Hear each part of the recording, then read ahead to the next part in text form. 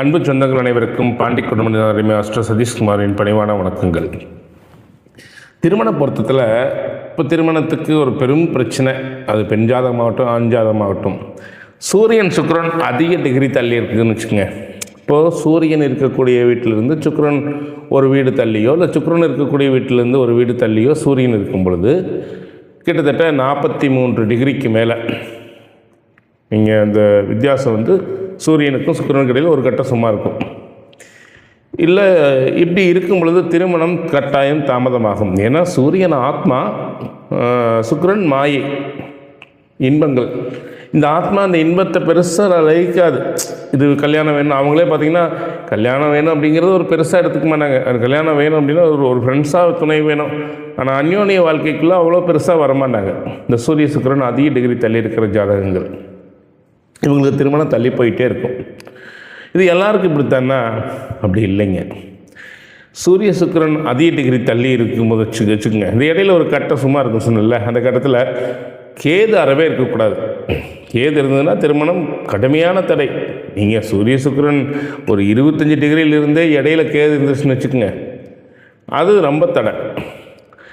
ஆனால் சூரியனுக்கு சுக்கிரனுக்கு இடையில் புதன் இருக்காருன்னு வச்சுக்கோங்க, புதன் சித்தம், பதிவு கருவி.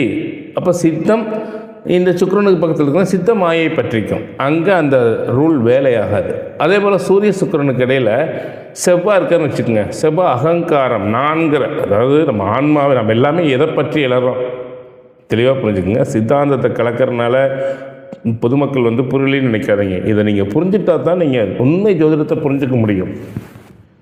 நான் அப்படின்னா அதான் அகங்காரம்.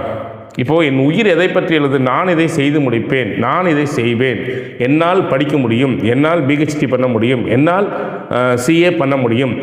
இந்த பண்ணுறது ஆத்மா. அது எதை பற்றி எழுது? நான்கிற தன்மை பற்றித்தான் எழுது. இந்த நான் சொல்லக்கூடியதாங்க அகங்காரம்.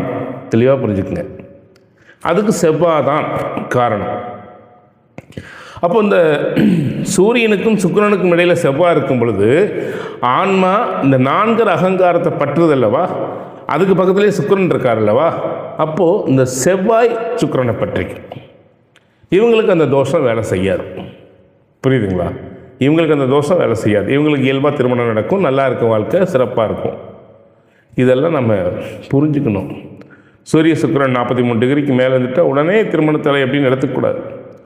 இடையில என்ன கிரகம் இருக்குது, இடையில கிரகமே இல்லையா, இடையில கிரகம் இருக்கா, இதை நாம் புரிஞ்சு கால்குலேஷன் பண்ணி சொல்லணும்.